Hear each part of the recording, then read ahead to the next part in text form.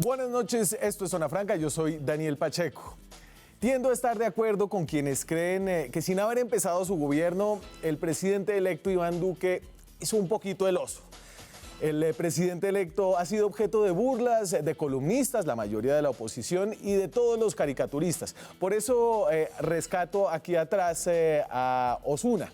Ni siquiera el decano de la caricatura colombiana más conservador, tal vez el último caricaturista que no es de izquierda y que no estará en la oposición en el próximo gobierno, le perdonó a Duque algunas de las vergüenzas que ha tenido que soportar. En este caso, la de que va a gobernar solito, tomando las palabras de un trino algo desafortunado del expresidente Uribe, donde lo felicitaba a él, su pupilo, por haber él solito llevado una demanda ante la Corte Penal Internacional contra Nicolás Maduro. Y no fue solo lo que hubiera hecho Uribe para avergonzarlo. Duque, él solito, ahora sí, logró pasarse de listo con una leyenda del Real Madrid y verse cuanto menos algo provincial frente al rey de España. Sin embargo, también tiendo a estar de acuerdo en que estos primeros episodios difíciles de superar para quienes se quieren agarrar de cualquier cosa para hacerle oposición a Duque, dan para muchos memes, pero no alcanzan a dar suficientes luces sobre el fondo de lo que será y de cómo se está perfilando este nuevo gobierno. Ese fondo, al menos por ahora, creo que lo podemos ver por los nombramientos que ha hecho de personas que integrarán su equipo de gobierno, su gabinete. Son estos: más que las cabecitas en el Bernabéu, los saludos en la Casa Real, los que empezarán a responder la pregunta clave que dominará los primeros meses de esta presidencia. ¿Quién es en realidad el que está gobernando? Aquí arranca Zona Franca.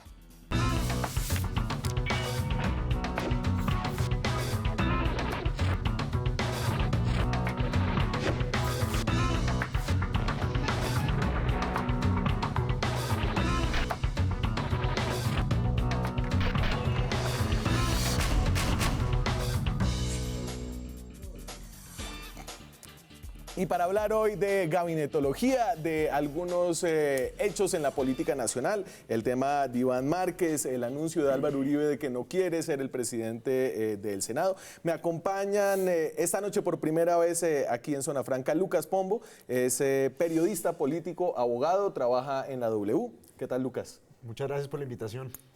David Flores fue candidato a la Cámara por el partido de la FARC. Ahora trabajará en una de las unidades legislativas del Senado, de uno de los integrantes de ese partido que estará. ¿Qué tal, David? Daniel, muy buenas noches para ti, para Lucas, para el doctor y bueno, para toda la gente que nos ve esta noche. El doctor se refiere a creo que soy yo, Fabio ¿no? Mar. Doctor. Buenas noches, ¿cómo están? ¿Qué más? Muchas gracias por la invitación. A los televidentes, muy buenas noches. Además de su agudeza como analista político, ¿usted qué más hace, Fabio? No, lo de analista político es una cosa relativamente reciente, porque yo soy ante todo y por encima de todo abogado litigante, pero bueno, gracias a ustedes me he graduado de analista político. Le debo el 30% del grado a usted. Habla sabroso. Eso dicen. Y es el nuevo amigo de Facebook de Lucas Pombo. Eso sí, Bueno, eso es lo más importante. Pero no, ojo, no lo ha aceptado todavía. Si no me acepta, el corazón se me rompe. Vamos a ver si Lucas es de aquellos. Y yo espero que también busque a David para que tenga unos amigos en Facebook diversos. No, a mí no me gusta la diversidad. Mi Facebook es solo la gente como yo, o sea, de derecha a todos. No se preocupe. Ahí sí lo jodieron, Lucas. Sí. Arranquemos por el gabinete de Iván Duque. Ya tenemos 8 nombramientos al día de hoy, confirmados, varios en el sonajero, varios que dan por seguros. Pero a ver, ¿cuáles fueron como un poco los estándares que se autoimpuso el presidente electo para conformar el que sería la nueva generación de la política colombiana? Puedo anunciarles a ustedes acá que en una semana empezará Colombia a conocer no solamente el trabajo de un presidente de una nueva generación y la primera mujer vicepresidenta de la historia de nuestro país, sino el primer gabinete paritario que haya conocido Colombia entre hombres y mujeres. Y como verán ustedes por la conformación de este panel, y ahí nos podemos ir a la cámara 3, no hay en este panel ni una paridad. Mujer, no hay paridad, porque encontrar paridad Es difícil. es difícil. Sí, es difícil y a mí me parece que lo ha hecho muy bien el presidente electo Duque en ese sentido. A mí, digamos, creo que las mujeres deben tener no solo paridad, sino, digamos, una evidente y absoluta mayoría, porque creo que las mujeres en general para la administración son mejores. Sin embargo, debo decir que lo ha hecho bien. Me parece que las mujeres que están ahí están como juiciosas, empezando por Marta Lucía Ramírez, que me parece tremenda vicepresidenta, ¿no? Tremenda vicepresidenta, abogada javeriana, con todos los fierros, como se dice popularmente, para llevar a cabo este tema. Bueno, pero entonces, a ver, ¿qué hay confirmado? Y ahorita hablamos de lo que suena, en lo que aquí mi colega periodista político es experto, echando globos. Eso sí. Cuidado. A ver, ¿qué tenemos de los ministros confirmados? Y ahorita voy a las caricaturas. Ministros confirmados tenemos.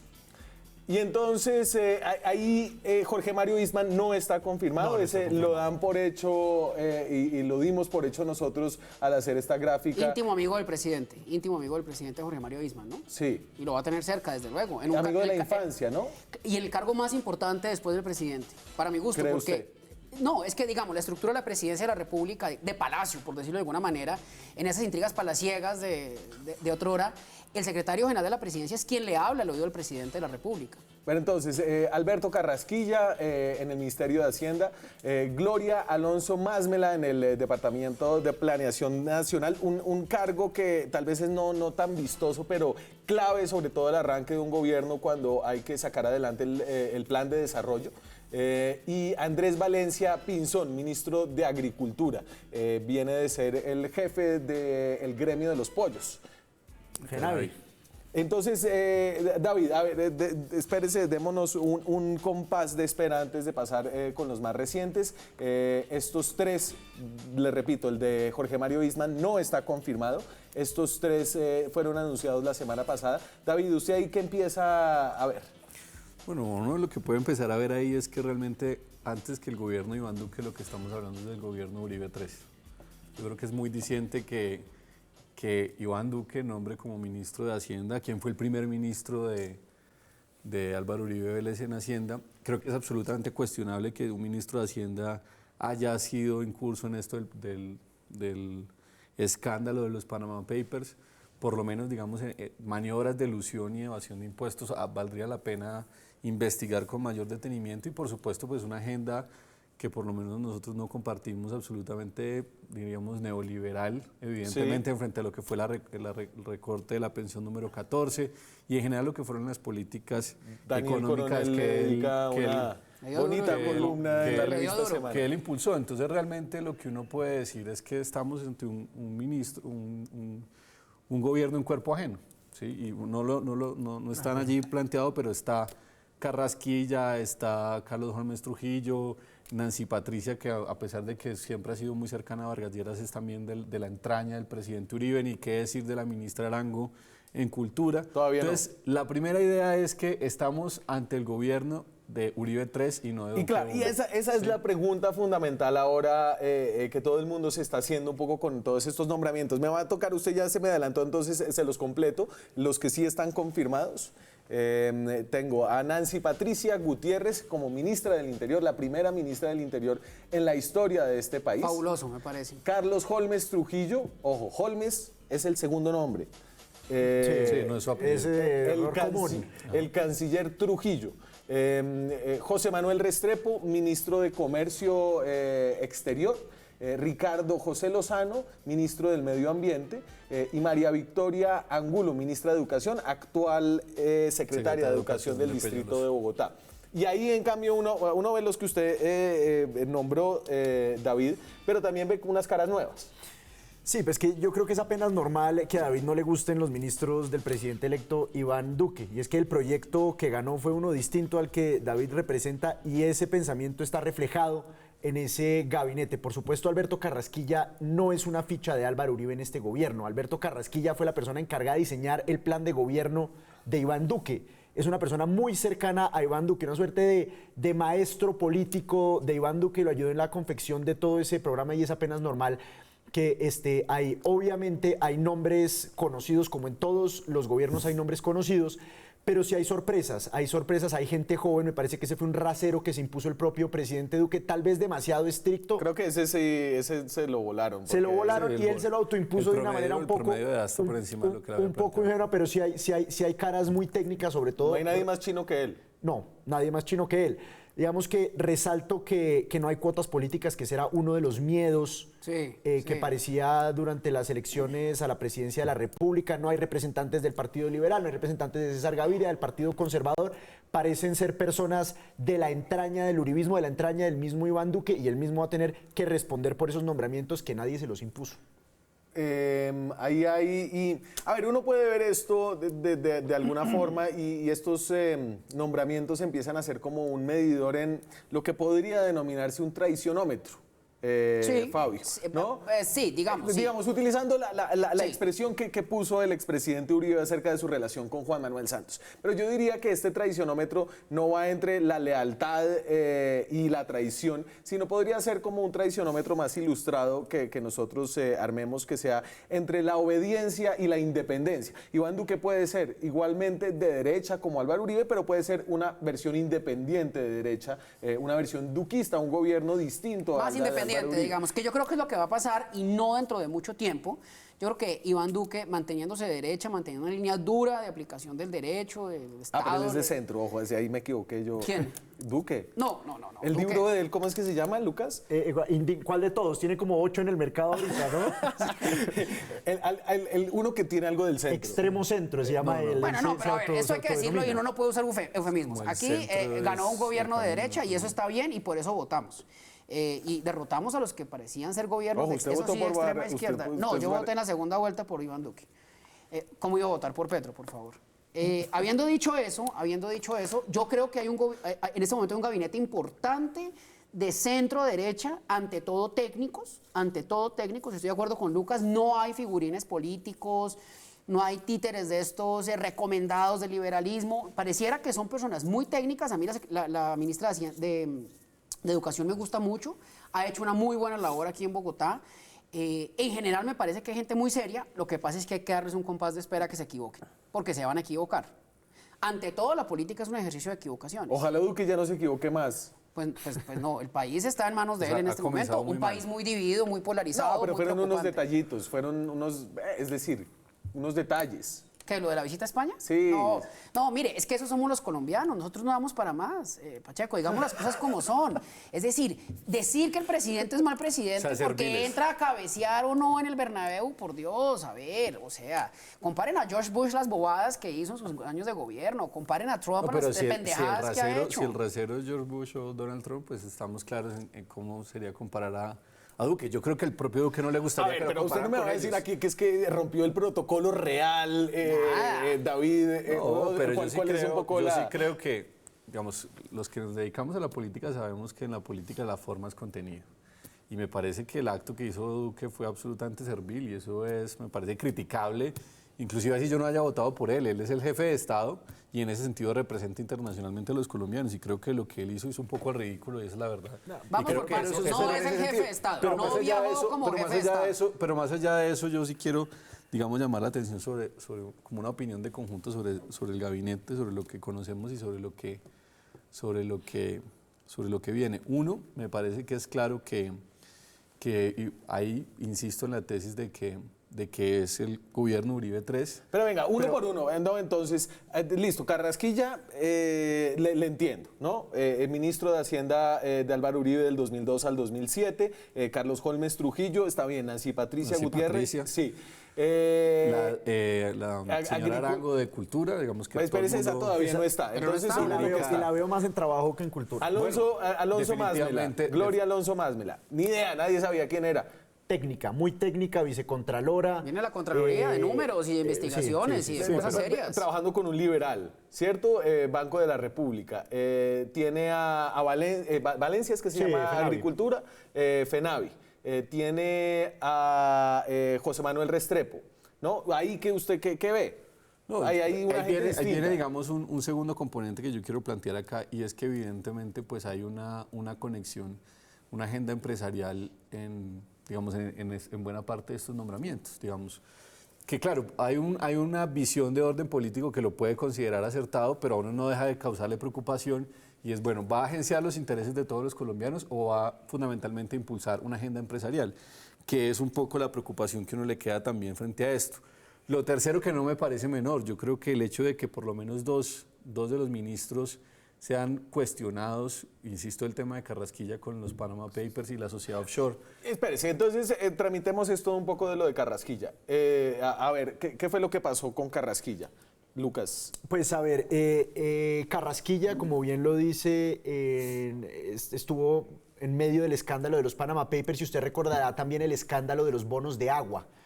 Unos bonos que en su momento fueron problemáticos, que lo llevaron a investigaciones ante los entes de control y que ha sido el tema, alguno de los temas que los sectores opositores al gobierno de Iván Duque han criticado, pero más allá de eso no existen sanciones disciplinarias, no existen sanciones de la Contraloría ni sanciones penales sobre la figura de Lo de Carrasquilla. Panamá, entonces, los Panama Papers fueron una filtración de una firma de abogados que se llama Mossack Fonseca. Lo de Panama Papers no es un escándalo, eso es un chismerío no es un chismerío. Entonces, ¿qué es? ¿De qué está? Entonces, salen los papeles de Mossack Fonseca y es Está prohibido, la gente que tenía cuentas en Panamá, ¿cierto? Sí, y no está prohibido por la ley colombiana. Y no solo no está prohibido, sino que era la forma en que la gente con dinero no dejaba plata en Colombia porque los señores de las FARC tenían acceso a los bancos y secuestraban a la gente que era rica. No se le puede olvidar eso. Y esta sociedad offshore sobre la que él tenía el 40%, es decir, no era un participante cualquiera. Pero era para traer plata, decía él. No, pero es que las sociedades offshore no se hacen para traer plata. Lo que ha demostrado todo este escándalo y la literatura que se ha construido al respecto demuestran es que es por el contrario para sacar plata del país, para no declarar en Colombia parte del patrimonio. Entonces, ¿cómo queda en términos de autoridad moral que el ministro de Hacienda tenga una sociedad offshore que todo el mundo sabe, y me parece aquí muy complejo que digamos que es para traer plata y no para sacar la plata y no declararla en Colombia? Creo que usted dice algo clave, es un tema moral no legal, ¿cierto? Sí, claro, no está legalmente. pero es que el problema aquí es que también el tema de los servidores públicos, y cuando estamos hablando de ministros, no es solamente lo legal, sino es cuál es la ética pública frente al manejo de los recursos. Es que no estamos hablando de cualquier cosa, estamos hablando del ministro de Hacienda y de una de las clásicas maniobras de elusión de impuestos en Colombia, de elusión y evasión. Pero quiero decir en eso hay que ser cuidadoso, quiero decir, David, pero mira, quiero decir otra cosa. En eso hay que ser cuidadosos porque estamos hablando de evasión de impuestos y elusión, que son delitos hoy en día en la legislación colombiana.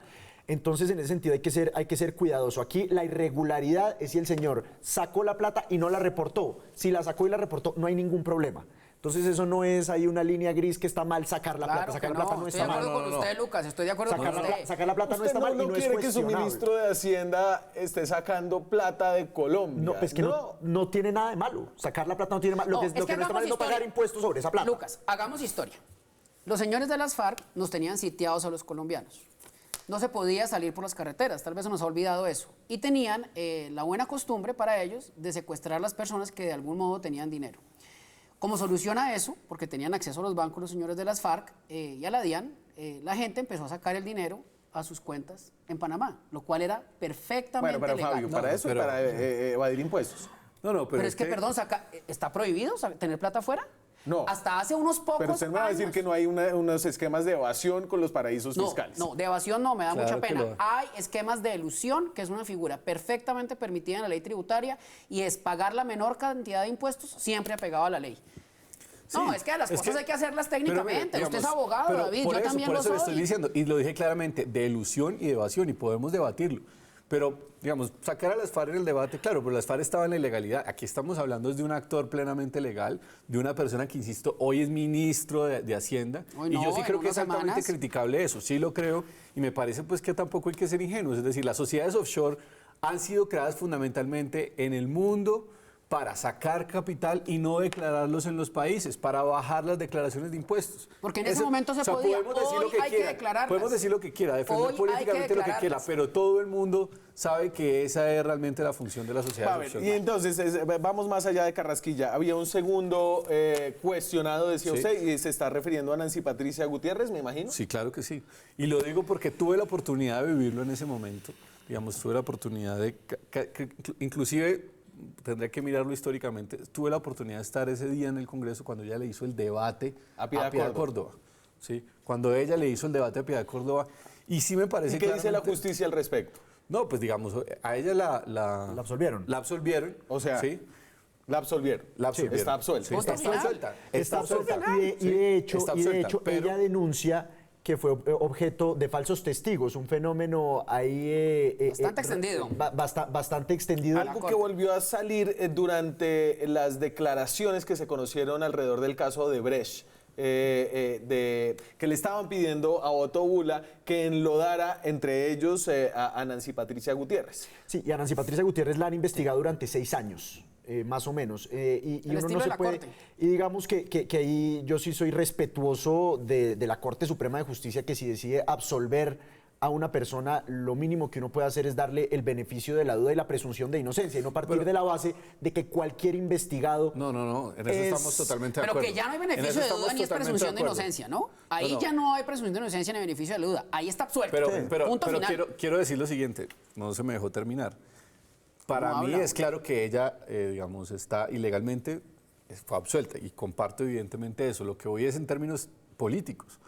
Y porque creo que aquí también el ministro del Interior, no olvidemos, claro, es el que tiene la relación con el Congreso en general, pero parte del Congreso va a ser relacionarse con la oposición. Y el tratamiento que ella le dio a la oposición cuando fue presidenta del Congreso fue un tratamiento claramente peligroso para la oposición, ¿sí? Es decir, esos señalamientos tendenciosos, que también Piedad Córdoba fue absuelta por eso, en múltiples índoles, le generó un problema de situación de seguridad muy grande. O sea, usted, hoy estamos si hablando... Petro hubiera ganado la presidencia, usted no habría puesto a Piedad Córdoba, habría sido un nombramiento cuestionable como ministra del Interior. No, ahí sí Me sería la pregunto yo. panacea, me imagino. No, lo que yo digo es que tú no puedes poner de ministro del Interior a alguien que cuando ejerció la presidencia del Congreso, no cualquier cargo, la presidencia del Sí. Congreso, hizo acusaciones temerarias, ¿cierto?, que pusieron en riesgo vidas no solamente de Piedad Córdoba, sino de muchas personas en ese momento, y podemos revivir debates. Entonces, Eso sí me parece criticable. Algo Eso sí de me Nancy parece- Patricia. No, claro, porque es que... Lucas. Pero concluyo con esto, porque es que no es demasiado, no. Es que todos los asesinatos vienen antecedidos de un momento de legitimación política, ¿cierto? De ablandamiento de la opinión pública frente a lo que sucede. Y me parece que sobre eso puede ser que sea perfectamente legal en términos de, pero Sí, sí señor. hay que pedir ponderación pública en el debate. Pero yo sí estoy de acuerdo en un punto con David, es que, digamos, cae muy mal y es una persona que ha caído muy mal en los sectores de oposición, obviamente, pero es que echándole cabeza y buscando un ministro del Interior de Iván Duque de confianza del uribismo es difícil. Es difícil sea una persona que caiga bien en los diferentes sectores, que sea mujer, ese puesto... No, esta es una persona muy cercana al expresidente Álvaro Uribe. Claro, pero cae muy mal en los sectores de oposición. Para ese cargo también se habló en algún momento de Guillermo Botero, que ahora suena para ministro de Defensa, se le ofreció el cargo. También sonó la misma Alicia Arango para Sí, ese señor. cargo y el senador Jaime Amín. Entonces uno dice, dentro de esas fichas, ¿cuál es la más curtida en política? ¿Cae bien en Cambio Radical? ¿Cae bien en el Centro Democrático? ¿Es Ella es mujer? bisagra Y además tiene a Uribe en el centro No, del ¿y cómo Congreso. por qué? Me- ¿Y cómo me- por qué me- quiere me- nombrar a una ministra que le guste la oposición? No entiendo. No, pero es que no se trata de que le guste o no le guste la Ministra del oposición. Interior sí es importante. Me Es ministra del Interior me es tengo importante. que ir Pues quiero decirle a que la van a haber pausa. 26 senadores de la oposición. Me voy a la pausa, volvemos ahora con el sonajero de la gabinetología, ya regresamos. Seguimos en Zona Franca y bueno, salimos a preguntar a la calle. Yo creo que la gente todavía no tiene ni idea del gabinete, la gente ni siquiera sabe cuál es el gabinete de Juan Manuel Santos. Por eso salimos a preguntarle sobre Duque y el rey. Esta vaina llegó a la calle, ¿qué piensa la gente? ¿Qué le diría al rey para romper el hielo? Esto es Zona Franca en la calle. ¿Supieron lo que pasó entre el rey de España y el señor Iván Duque? Sí. Para ser presidente me parece que debería tener como un poco más de desarrollo social. Me parece que un diplomático tiene que ser pues más contundente, mucho más concreto en sus declaraciones. Hace falta como pensar un poco antes de hablar. No se tiene ni la cortesía ni el protocolo que debería saber cualquier persona con cultura. Pienso que detrás de Duque siempre estuvo Uribe. Que lo del jabón rey, lo de... Si le dijo eso sería por algo, no sé cuál sería la intención. ¿Cree usted que efectivamente Uribe le había mandado salud? No sé, no creo. El expresidente está muy relacionado con cosas del narcotráfico, pues de la corrupción y pues no creo que sea la mejor imagen para decirle pues al rey. ¿Sabes que no me pareció tan grave eso? Me pareció más grave lo del futbolista. O sea, lo de no, yo la cabeza la uso para pensar. Claro, imagínate que un futbolista te diga eso tú siendo presidente de un país supuestamente. ¿Qué le hubieras dicho al rey para romper el hielo? Cómo ha estado, que cómo vamos a manejar los asuntos, tratar de empezar algo de agenda, de coyuntura. En ese momento no, porque era un acto protocolario. Ya en Puerta Cerrada, pues ahí sí le manda las saludes y todo, que lo quiere mucho. Ni a los suegros o yo no sé. No, pues saludarlo como debe ser de la mano y decirle, pues mucho gusto conocerlo, no sé, muy grato, menos darle la mano o hacerle reverencia. ¿Cómo se siente? No sé, cómo está, que es de su familia. Solamente me presentaría yo, no más no llevaría razones de otra persona. Tal vez yo también le hubiera mandado saludos de un amigo que ya lo conocía para romper el hielo. Pues romper el hielo diría, uy, qué tristeza que hubieran sacado a España al Mundial. Realmente no era un momento para romper el hielo, era un momento de tomarse una fotografía nomás. Lo político. Lo del rey sí llegó a la calle. Bueno, esos son pelados, ¿no?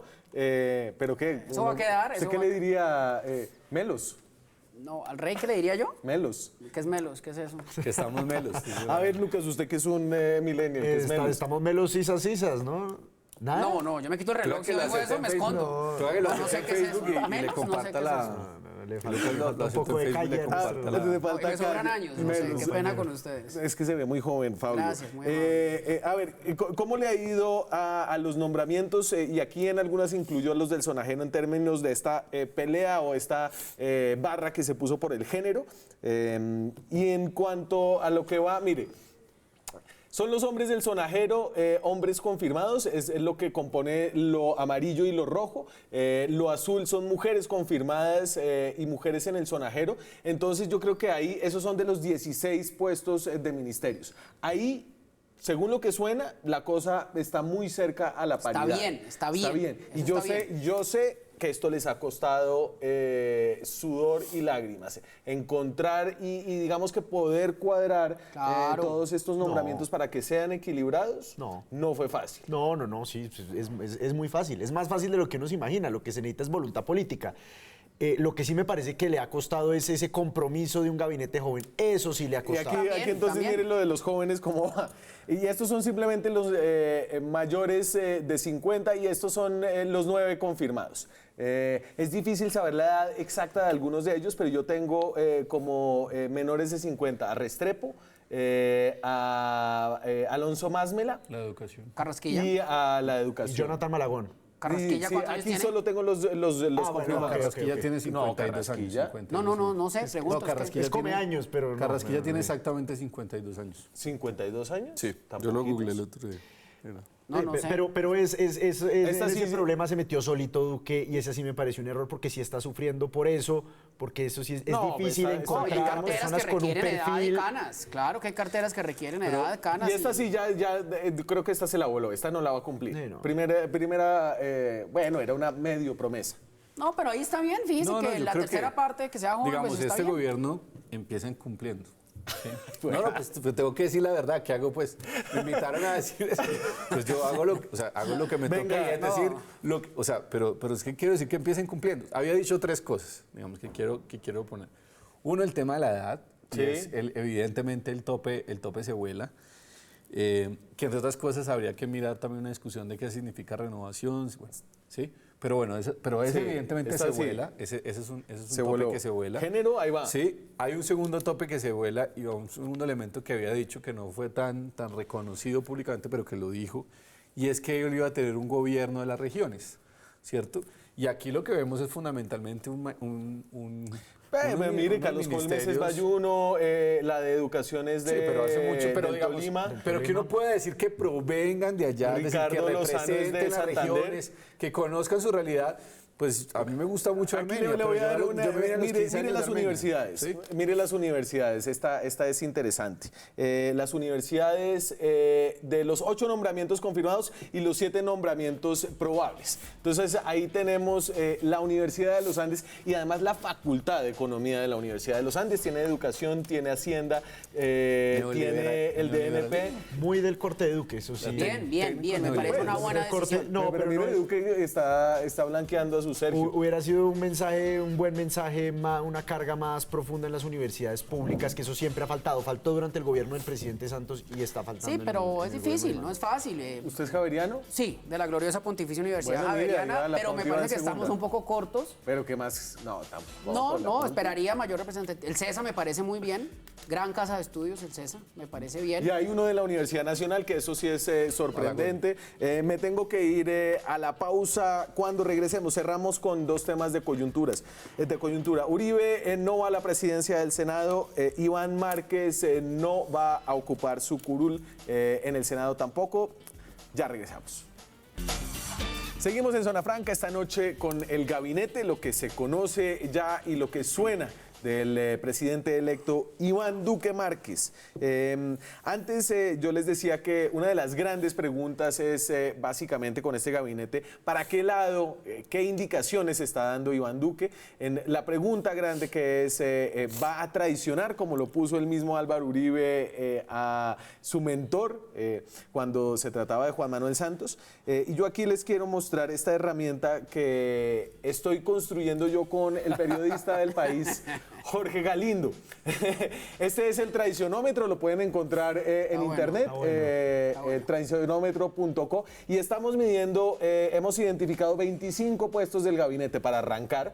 Hay algunos que tienen más peso que otros, ¿no? Como lo son el ministro del Interior, el canciller, el ministro de Justicia, la directora de Planeación, el de Hacienda. Uribistas. Y entonces, de los 8 cargos que hay hasta ahora, tenemos en que el traicionómetro lo que dice es que estamos en tibio. Todavía no sabemos si Duque se le volteó a Uribe, porque tenemos 5 nombramientos que son más duquistas que uribistas. Y esto no quiere decir que sean de izquierda, que sean santistas. No, significa que son más cercanos al presidente que a su mentor Álvaro Uribe. Es decir, que hay una independencia. Entre estos lo pueden ver en nuestro traicionómetro. De nuevo es traicionómetro.co. Está, por ejemplo, la nueva ministra de Educación, el ministro del Medio Ambiente, el de Comercio Exterior.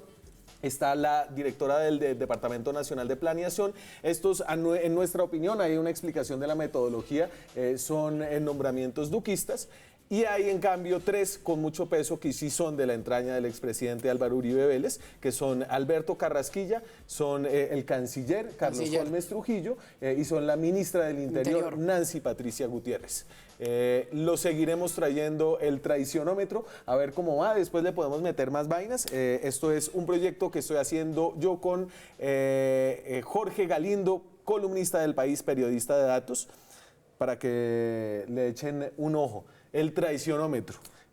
El sonajero, vamos, este es el terreno de aquí de Lucas. De hecho, varios de estos se los robamos a él de esta mañana, aunque mi periodista no escuchó tal vez el pedazo, hoy sí. Angélica Latorre, cuando Julio le botó el dato de que Alicia Arango iba era para trabajo. Sí, exacto. Digamos que en este tema de la gabinetología hay que tener en cuenta que todo cambia. Todo cambia, hay personas que pasan por 2 y 3 cargos dentro del gabinete del presidente electo Iván Duque. Alicia Arango estaba en el Ministerio de Cultura y ya estaba haciendo planes para ese ministerio. Sin embargo, el presidente electo Iván Duque, según nos cuentan, le pidió a Alicia Arango que se fuera a encabezar el Ministerio de Trabajo, un ministerio que va a tener muchos problemas porque los sindicatos van a salir como nunca a la calle. Sí. Alicia Arango tiene experiencia, trabajó en Ginebra, en la OIT. Sí. Y Iván Duque le pidió que encabezara esa cartera para abordar ese, porque va a ser un problema grande. Esa sería un nombramiento muy cercano al expresidente Uribe, de las entrañas. Y de esos otros que teníamos, ahí estaba Guillermo Botero, sí. Que es el presidente del gremio de los comerciantes. Fenalco, sí, a mí me parece un gran nombramiento. Pero espérese, pero es ¿no que, lo han nombrado? ¿Qué pasó pues, ahí? Porque ahí yo ya estoy viendo que la cosa se empantanó. Yo lo tengo. En los últimos días he oído versiones encontradas. Hay que esperar, él no está en Colombia, él tengo entendido está en Rusia, por lo que no hemos podido hablar con él. Pero ya se acabó el Mundial, o sea... Pues ya debe estar volviendo en estos días, debe estar en camino. Pero es un hombre que suena sin duda con muchísima fuerza. Pero a ver, y entonces a Guillermo Botero lo digamos que lo proclamó el Partido Conservador en su cuenta de Twitter. Es cuadro del Partido Conservador. Pero y aquí está, ¿qué está pasando? O sea, y el presidente electo ya va 8 nombramientos y ¿será que se enfrió? ¿Usted qué? ¿Usted lo conoce? No, digamos, creo que es importante ese nombramiento porque defensa va a ser muy importante, sobre todo defensa. Pero si va a echar flores, me toca. No, voy a decir una, digamos, a mí hay 2 o 3 cosas que me parecen durísimas para este gobierno. Lo que usted acaba de decir del sector trabajo me parece válido. Sí. Y yo doy por hecho que las fumigaciones, la aspersión aérea va a volver, digamos, los cultivos de coca. Y eso va a incendiar el país cocalero, que pesos más, pesos menos, es el 40% de este país. Y ese es el reto de defensa en este momento. Es decir, piense lo que se viene en el Catatumbo, piense lo que se viene en el Cauca, Nariño, digamos, el Pacífico. Ahí va a haber unos enfrentamientos muy severos y van a incendiar el país como sucedió en el paro cocalero de hace unos años. ¿Quién va a asumir ese tema en defensa? No es fácil. No es fácil porque defensa es la cartera estratégica de este país en este momento. Y quien quiera que la asuma, pues de pronto Lucas tiene razón, se está enfriando lo de Botero, pero quien quiera que la asuma es el reto y el quemadero número 1 de la... Sí, acuérdese que Santos quemó un ministro de Defensa en el primer año. Claro, señor. Una opinión sobre este sonajero. Bueno, primero vuelve una, digamos, uribista en un ministerio que no sería menor, que sería el del traicionómetro y tiene 2 puntos que sería el del trabajo, que es un elemento que no es menor. Segundo, el tema de la ministra de Educación. Yo le he hecho un seguimiento a ella y uno puede decir 2 cosas. Uno, que ratifica esto que poco se dice, pero que me parece que es importante ponerlo de realce, y es la relación entre Peñalosa, que ha existido de tiempo atrás entre Peñalosa y Uribe. Y realmente, digamos, todos los partidos políticos podemos tener gente técnica, que no la mostramos como cuadros políticos, no son parlamentarios, pero son militantes del partido o que desarrollan su carrera, digamos, administrativa como funcionarios públicos, colindados con los partidos políticos. Y la información que nosotros hemos logrado recabar de ella es que siempre ha sido impulsada por los sectores uribistas. Digamos, ha hecho buena parte. Ella está, entonces estamos hablando de María Victoria Angulo, ¿cierto? Sí. Usted me la trae, la que ya está confirmada. Sí, exactamente. Hoy la confirmaron. Y quiero decir otra cosa. Usted me echó para atrás otra vez, pero a ver. Todo el mundo, no, tú la pusiste ahí en el... No, esa estaba este es el sonajero, pero no importa. Quiero decir algo hablemos sobre de ella porque a ver si la conocemos porque aquí un poquito. El doctor Umar, y he escuchado en diferentes opiniones, que su labor, su gestión en la Secretaría de Educación en Bogotá es perfecta. Falso, de toda falsedad. Entonces, porque ha inaugurado muchos colegios, todos los colegios, absolutamente todos los colegios que ha inaugurado esta Secretaría de Educación, ahora Ministra de Educación, provienen en buena medida del 80, el 85, hasta el 90% de la alcaldía anterior. Pero yo, por ejemplo, ahí David la puse como duquista en el traicionómetro.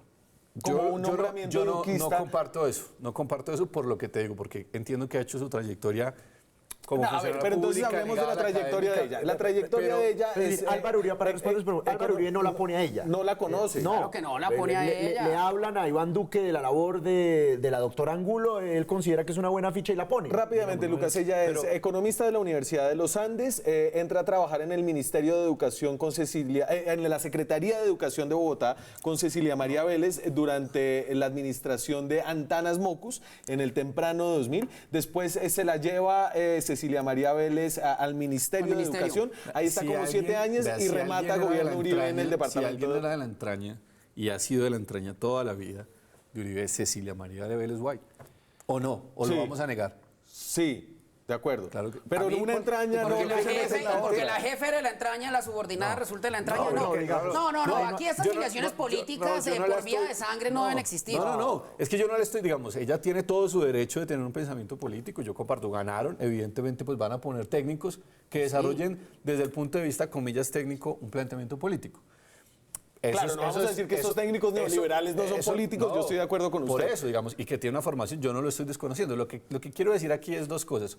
Uno, que no es tan cierto que ella no haya tenido cercanías al entorno de Uribe, y 2, que es que hay unos nombramientos que son muy técnicos y que nada tienen que ver con política. Por supuesto no estamos hablando de un Manzanillo, no, estamos hablando de una persona que ha hecho un perfil técnico, pero que lo ha hecho compasado de un sector político. Sí. Eso es, digamos. Pues sí. Usted tiene algo de María Victoria. Pero quiero mencionar un asunto... Pero déjeme dar una ronda porque... María Victoria Angulo, es clarísimo que no es, digamos, dentro de su traicionómetro, no es una persona cercana al expresidente Álvaro Uribe, es una persona cuyo perfil le gustó al presidente electo Iván Duque por su labor como secretaria de Educación de Bogotá.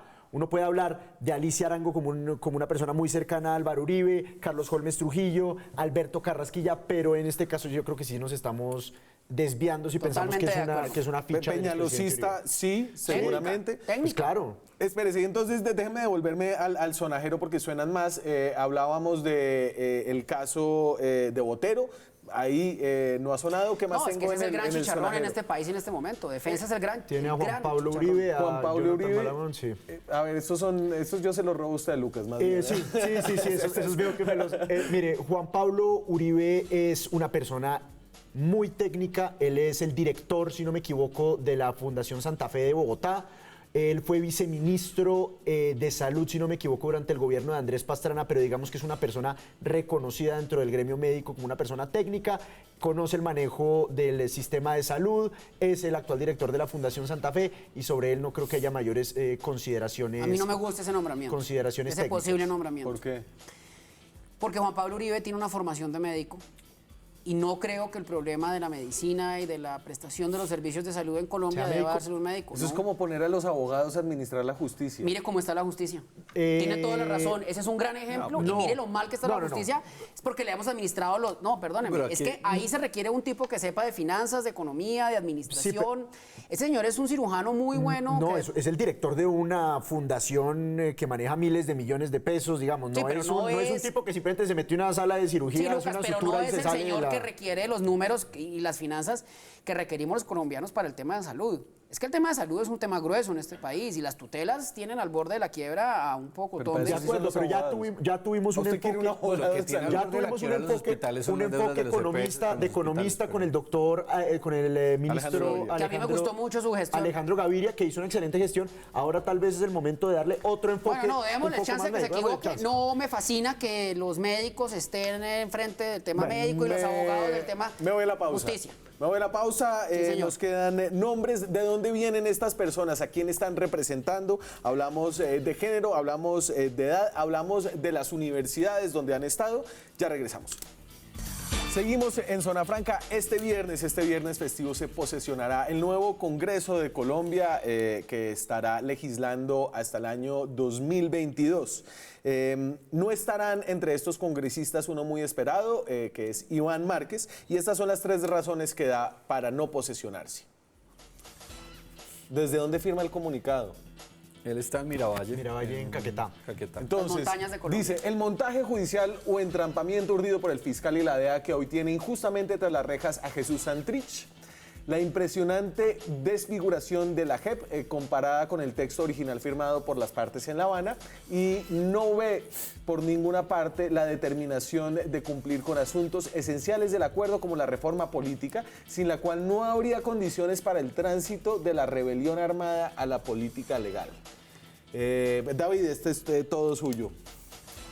No, yo creo que hay que decir que este no es un anuncio. Si uno lee en detalle la carta, si uno la lee en términos literales, allí no se cierra una puerta definitivamente. O sea, estamos todavía haciéndole fuerza a Márquez dentro del partido. La posición del partido ha sido que evidentemente pues, se asuman los 5 primeros, por supuesto, y entendiendo que Iván Márquez ha sido una figura muy importante en la negociación del acuerdo de paz y un líder determinante en lo que era la anterior insurgencia de las FARC. Pero entonces quiero decir que no es un cierre definitivo, digamos, creo que en eso hay que hacer como una interpretación, yo diría, mucho más literal de la carta. Pero, o sea, tenemos hasta el viernes, o sea, estamos esperando hasta el viernes, pero legalmente hay 8 días más. 8 días más, sí. 8 días más. Pero, o sea, no van a presentar al que reemplazaría a Márquez este viernes. Esto es una discusión más jurídica, pero en términos estrictos, por lo menos lo que yo he logrado indagar, inclusive con algunos magistrados del Consejo Nacional Electoral, es que de todas maneras todos los senadores tendrían que posicionarse y después renunciar para que pueda asumir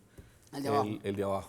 No, en todo caso puede asumir el de abajo. Lo que pasa es que Márquez está en un terreno peligroso, que es que si no se posiciona dentro de los 8 días siguientes al 20 de julio, pues le inician un proceso de pérdida de investidura y en ese escenario no podría volver a postularse a nada nunca. Claro. Pero no entiendo que nos extrañamos. Eso sería tan paradójico. Pero es que no entiendo que nos extrañamos. Eso es lo que las FARC siempre quiso. Doblegar la institucionalidad. Cuando lo logró, ya no le sirve. No, perdóneme. Quieren sus curules directas. Se las dieron. Se las dimos los colombianos, las curules directas. No obstante haber ganado él, no. David, y ahora no le sirve lo que hay porque Santrich estaba negociando coca. ¿De verdad esa es la excusa para no? Yo creo que es que está más cómodo en el Caquetá delinquiendo. Yo quiero decir lo siguiente. Primero, el partido está cumpliendo el acuerdo de paz. Hay todas las muestras en función de eso. 2, la bancada de FARC va a estar, porque es que el acuerdo lo que dice no es Iván Márquez, el acuerdo dice es una bancada compuesta por eso y va a haber una bancada de FARC, digamos, en el marco del cumplimiento de eso. Ojalá. Tercero, ojalá no. No, pues es que ojalá. Porque ¿cuántas curules tienen? No, pero ¿cuántas curules tienen? 10. O sea que Iván Márquez representa ¿cuánto? 5 en Senado y 5 en Cámara. O sea, el 20% no se va a posesionar. Dígale eso. No. El 5%. Una cosa es que eventualmente él no se posicionara y otra cosa es que esa curul no vaya a ser ocupada por nadie. Y doctor, yo no, le invito a mí no me parece que no hagamos aquí maromas. Es una burla al país, es una burla al país sin igual. Segundo, no es cualquier cosa. Es una burla al partido. Ustedes mismos, es que los primeros molestos deberían ser ustedes. Yo le quiero decir una cosa porque se sueltan afirmaciones. Y entonces dicen, no, que Santrich estaba con la coca. Y se han hablado de unas super pruebas contundentes que iba a conocer el país. Y las pruebas contundentes son un video donde no hay audio, ¿sí? Porque eso es lo que hay, un video donde no hay audio. 2, una serigrafía, digamos, una reproducción de una pintura, ¿cierto? Pues, de una pintura. David, no se ve muy bien que el sobrino de Márquez se haya aceptado irse a Estados Unidos como... Estamos hablando de Jesús Santrich. No solo se fue, sino que ya está por fuera del sistema penitenciario. Pero no entremos en ese debate. Yo entiendo que es presuntamente, está presuntamente... Sí, porque entonces para uno se aplica la presunción de inocencia, pero para Santrich no. Y no me quiero ir... Pero quiero decir lo siguiente, y es que las preocupaciones que esgrime Iván Márquez en la carta son preocupaciones legítimas, ¿sí? Aquí ha habido una transformación supremamente compleja de la Jurisdicción Especial de Paz, que se ha convertido paulatinamente en un tribunal para las FARC, incluve en contra de los propios militares que los ponen ante las tienen hasta el viernes para convencer al señor. Una burla. Uribe no va de presidente del Congreso, como el uribismo sacó la mayoría de votos en el Senado, tiene un poco el derecho para poner el primer presidente del Senado. ¿Dónde queda eso? Veo hoy un hashtag que es como Paola Holguín presidenta, ahí está Ernesto Macías. El tema está así, Uribe nunca quiso ser presidente del Senado realmente, es un desgaste administrativo grande, político. Es una sobreexposición un poco innecesaria, ponía en aprietos al presidente electo Iván Duque, mandaba un mensaje equivocado, lo intentaron convencer desde la dirección del partido, desde la bancada parlamentaria, él finalmente dijo que no. Entonces hay 2 facciones del Centro Democrático que se enfrentan por la presidencia del Senado de la República. Por un lado, el senador Ernesto Macías, que es quizás el senador junto a José Obdulio Gaviria más cercano al presidente electo Iván Duque, fue uno de los que lo apoyó desde el principio, desde la precandidatura, donde hubo chispas, donde hubo todo ese tema. Por otro lado, María del Rosario Guerra y Paola Holguín, según me cuentan, ellas 2 van a intentar sacar una candidatura única. No enfrentarse las 2 a voto limpio, sino que una de ellas vaya y se enfrente al sector de Ernesto Macías. Van a intentar, no van a ir a voto limpio, van a buscar un nombre por consenso, pero Álvaro Uribe la verdad es que nunca quiso. ¿Y Álvaro Uribe va a escoger otra vez? Por lo menos, claro, obviamente. O el presidente Iván Duque, eso va a ser interesante. Pero a mí lo que me causa por lo menos gracia es que Álvaro Uribe diga, vamos a promover nuevos liderazgos y el nuevo liderazgo sea María del Rosario Guerra. Muchas gracias. Macías o Paola. Paola. Sí. Muchas gracias a ustedes, señores, muchas gracias a ustedes. Nos vemos mañana. Una semana corta, llena de política, con más periodismo, con más debate, con más opinión. Chao.